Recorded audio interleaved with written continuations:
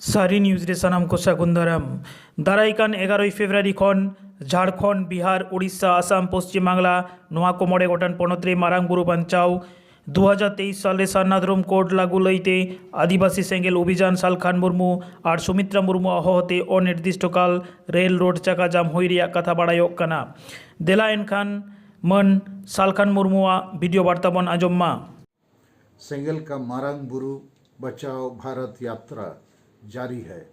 17 जनवरी 2023 को जमशेदपुर से प्रारंभ यह यात्रा कल गोड्डा जिला होते हुए आज 6 फरवरी 2023 को 20वें दिन धनबाद जिला पहुंचा है।